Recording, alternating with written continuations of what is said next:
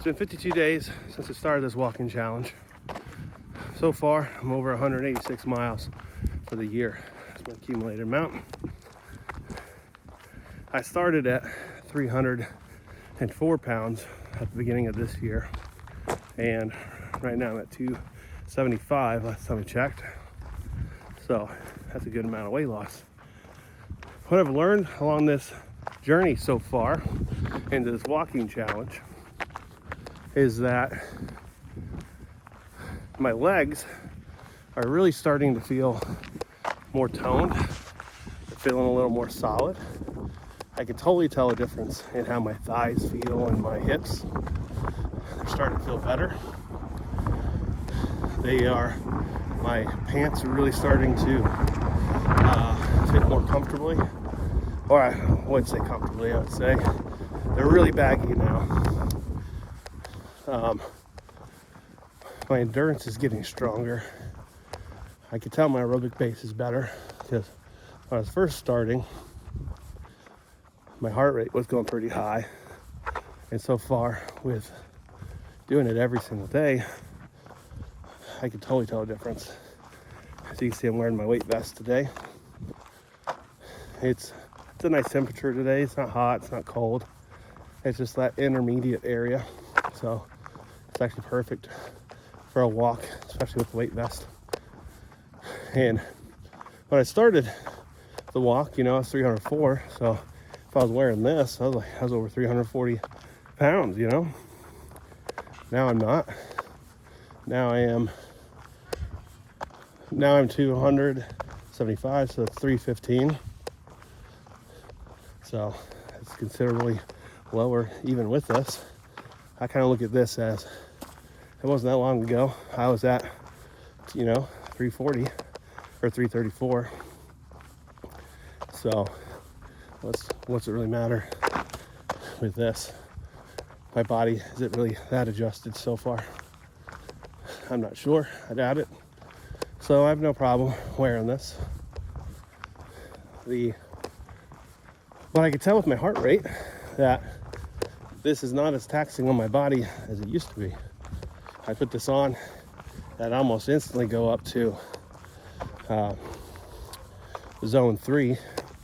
I've been trying to do zone 2 training to keep my heart rate in the zone 2, and hopefully y'all know about the zones. I want to stay in the best fat burning zone there is, at least that we know of. So that's one of the reasons I do this, is as I've been walking, I've noticed that it's actually pretty hard to get my heart rate up to zone 2 with just straight walking. So I'll use this to get myself up, or I'll do brisk walking. I'll use the Japanese walking method or the time interval walking. Remember, that's where you do 3 minutes of brisk walking, 3 minutes of casual walking. You just keep doing that over and over again. Getting your heart rate up, down, type thing. So what I'm trying to do is get it to where, as I introduce running, which I've started, that it wouldn't be as taxing to my body. And sure enough, since I've introduced running this week, I have noticed that my breathing is actually not bad. My legs, they're not bad. I weigh 275 pounds, but it really doesn't feel bad because I've been getting so much mileage in that my body is already starting to get used to everything. And I've been losing weight, so the amount of taxation on my body is way less. It's going to continue getting lower and lower, though, so it should continue to get better and better and better. So that is the beautiful thing about what I'm doing. And just want to make sure so I click the button. Yeah, I do all these videos one take, so hopefully I like that style. I don't want to edit too much. So I am trying to get the base up so I can really start running. I could feel my body's ready for it. I'm telling you, I really have to push myself to try to get my heart rate up. And sometimes I don't worry about it. Sometimes I'm just more interested in just continuing to get the mileage in, you know? And I know my body needs that to get ready for those big miles. Just steady, constant wear, where it's not too intrusive on my joints. It's not too much impact, and my bone density can gradually increase, and my joints and my hips and everything, they can build the right types of things they need, so I can introduce it in proper increments and be able to sustain. I mean, I've always wondered if I can even do a marathon. A half marathon, I'm most certain I can get done, and I could probably do that fairly quickly if I really wanted to push it. But doing that, I could probably injure myself, and I don't want to do that. I want to make it where I can last. So I'm trying to be very intentional with what I'm doing. I get concerns out there from people telling me to not go too fast, don't push too hard. I really am trying to do that.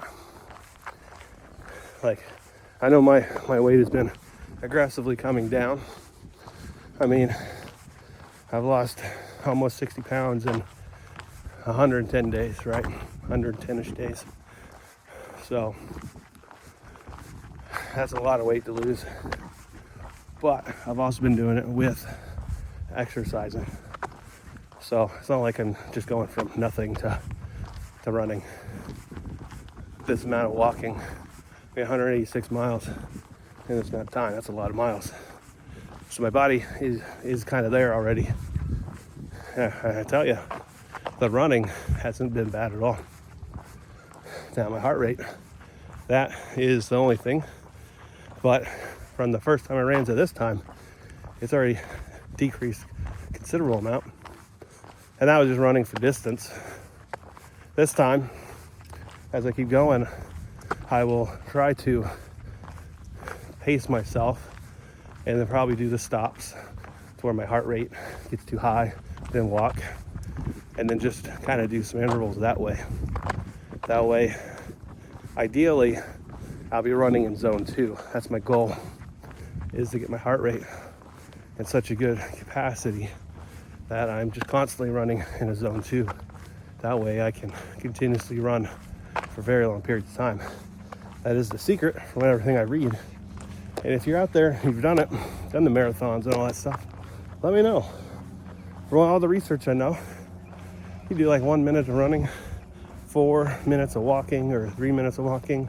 You just keep doing that over and over and over again for a long period of time to get that heart rate at a good baseline.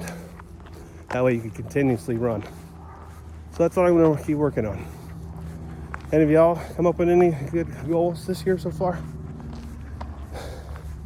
Like, any of y'all thinking about a long distance type of goal?